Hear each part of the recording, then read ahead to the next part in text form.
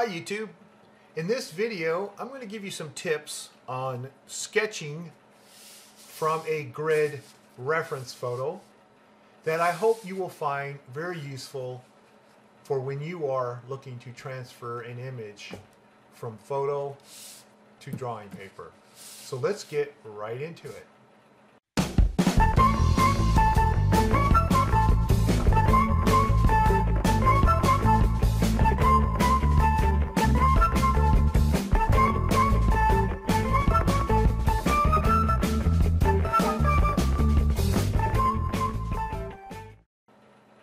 Okay, I have chosen this as my subject here, this black and white photo that I found online. Please don't ask me where it is because I have no idea. I find a photo, I print it, and I don't remember where I get it from. And I get a lot of requests, where can I find this photo or whatever, and I really don't know, and I apologize in advance for not knowing. But the thing is because I draw these for my own personal use and I don't sell these drawings to anybody, I don't make copies of them, I can go ahead and draw whatever I want if I find it online. But if I was to sell them, I would have to get permission, and so if I'm going to tell people where to go get it and stuff, I'm sure that that's probably borderline okay. I have no idea. Anyway, what I wanted to get to here is a little discussion on objects and negative space, and also some tips on what you may want to focus on in your reference photo as you are drawing your sketch on drawing paper. Now, I printed this out with this grid here, and you can tell that they're very thick lines, and I did that for your benefit so that you can see it. It's too thick for me because it will cover up too many details under these lines.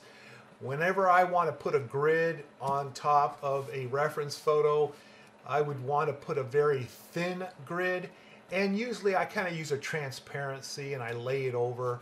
So for example, here's my actual reference photo printed on high quality photo paper so that I can get a really nice details and everything. And I don't want anything marking this up, because if I'm going to go and I'm going to draw these very small details of a person's eye, nose, and whatever the case, you can see like these little pores. Well, if there's a grid line drawn right on top of that, I may miss those. And that's not good if you're going for realism or hyper-realism or photorealism. Everybody's throwing these terms around now. It's kind of hard to differentiate between photo and hyper. But anyway, I think you get the idea that you don't really want to cover up your reference photo. But I did this so that I can demonstrate a few things to you. Now, when you look at this reference photo, for example, what do you see? Well, you see a couple of eyes, you see a nose, you see a mouth, you see a beard, you see these wrinkle lines up here, you see hair here, you see hair here, you see clothing here. He's got an ear in the dark right here, and then there's a ear right there in the dark.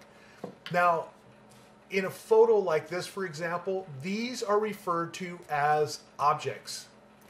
Okay, these are objects. The eyes are objects, the nose is an object, the whole head is one big object. The whole picture itself, with the exception of this area right here and this area right there, this guy here is one big object. So you might say you can have objects within objects. Okay. But this here is background, right here. This is not the object itself.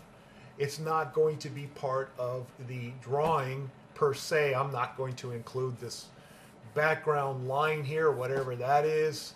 That would really kind of confuse people if I was to put that in, like what in the world is that line doing connecting his hair to his shoulder, and so forth.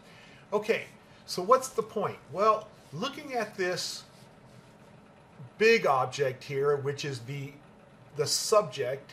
The subject is this person, okay? That's the subject.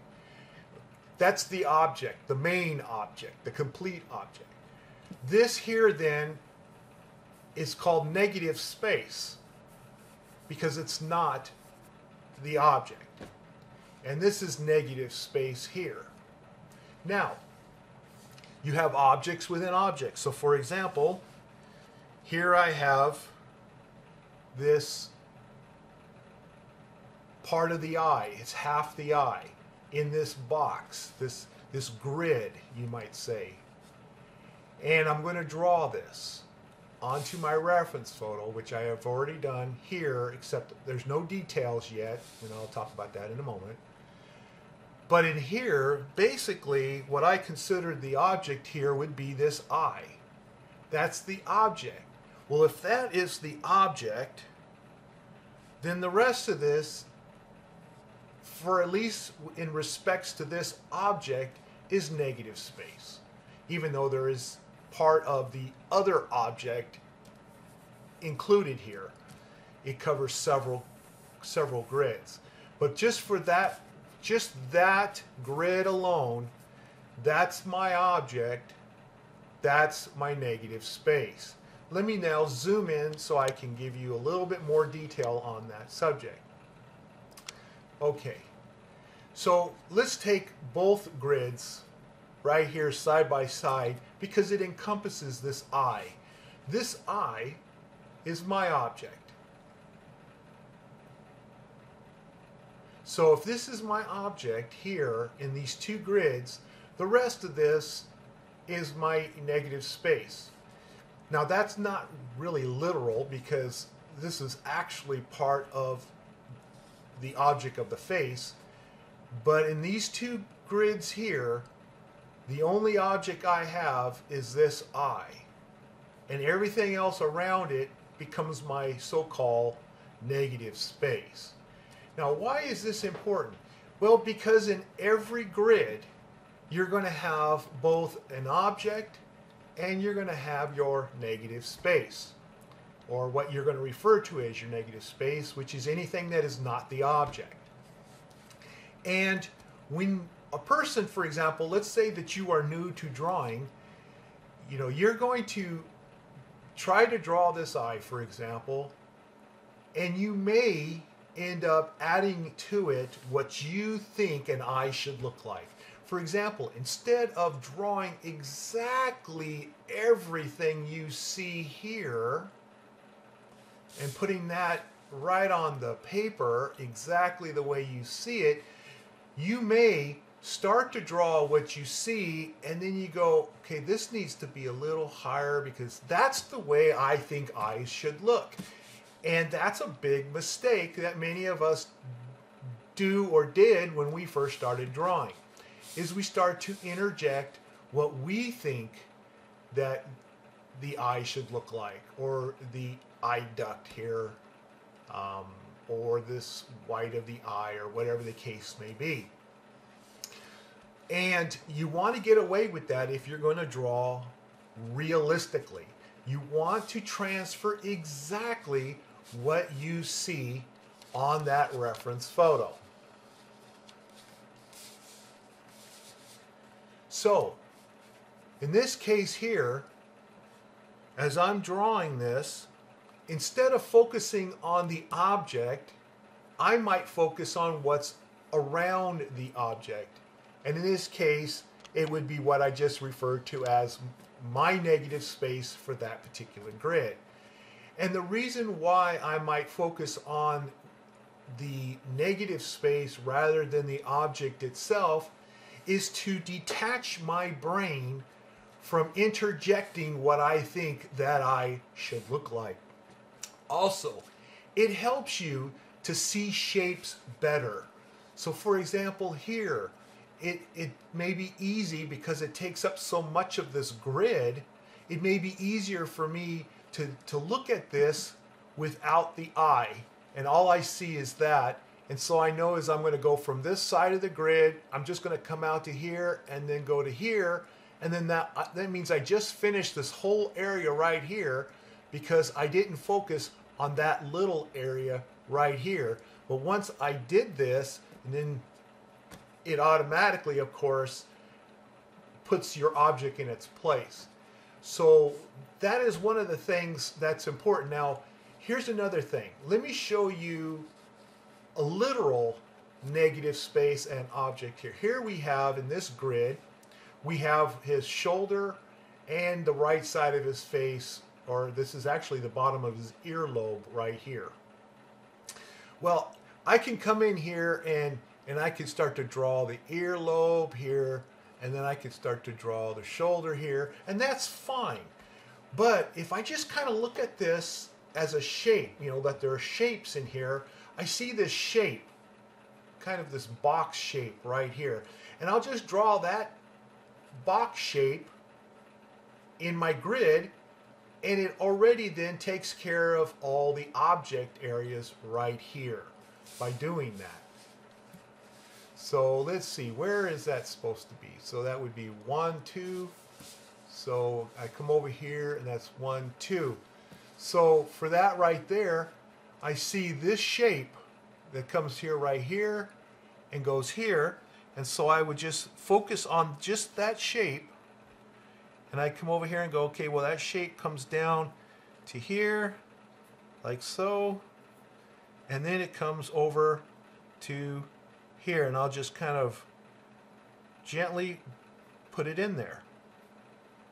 And I can refine it later, but I just drew that shape to match that shape, and by doing so, it has now incorporated the lower ear area and the shoulder area within that grid. Later on, as I come in, and that's when I'm completely done with this initial sketch, I can come in here then and I can start to refine the areas or the details. Don't bother so much with detail during your initial sketch. Okay, just worry about getting the initial sketch in. Then come in at the very end and add some details. Like in this case, I'm including the folds of this garment here. And again, as I'm doing that, I'm starting to look at those individual shapes. I just want to look at shapes. Like instead of seeing that this is a fold, I'm seeing this kind of elongated bullet shape here. So I said, okay, I'm going to put this elongated bullet shape in here. And it's easy for me to follow shapes than it is for me to try to get the item itself, what the object is. I just want to look at the individual shapes, and then I can refine later and go, okay, well, I didn't do this, didn't do it right. That's what an eraser's for, and you will erase it and do whatever the case that you need to complete.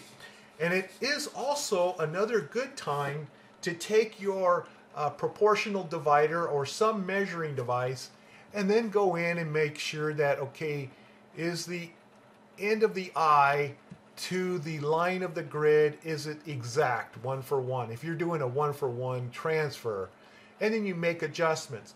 But don't worry so much about those things during the initial rough-in. I call it kind of a rough-in. So this is like a rough-in, okay? Make it light enough so you can erase it, and then come in and do those adjustments.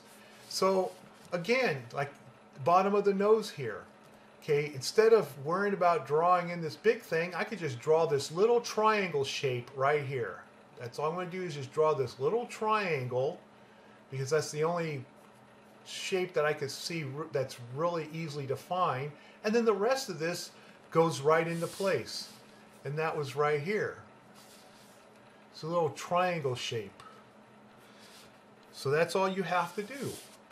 Now, if you find it difficult, and many people do, to stop looking at drawing an eye, drawing a nose, whatever, you can, if you're unable to just see shapes and stuff, the easy way to train your brain early on is to turn it upside down and now draw it.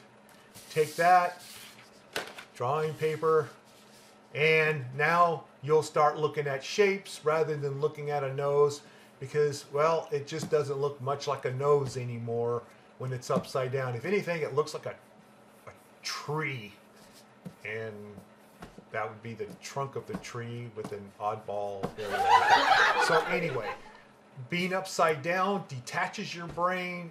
You can do a lot better job of transferring the images, the objects you see from here to here. And once you've trained your brain to do that, and then you can go back to doing it this way, and you can continue on looking at triangles and squares and cylinders and whatever, and transfer what you see that object over to here. Do that initially, then come back and do the details, erase, adjust, measure, and once that's all done, then get in there and start shading your sketch work towards your final drawing. Well, I hope these tips are helpful to you. Please leave your comments below if you have any questions. And I would really appreciate a like on this video, and subscribe if you haven't done so already, so that you will be informed of my upcoming videos, as I publish many times every month. And you guys are all appreciated. So thank you, and I'll see you in the next video. Bye.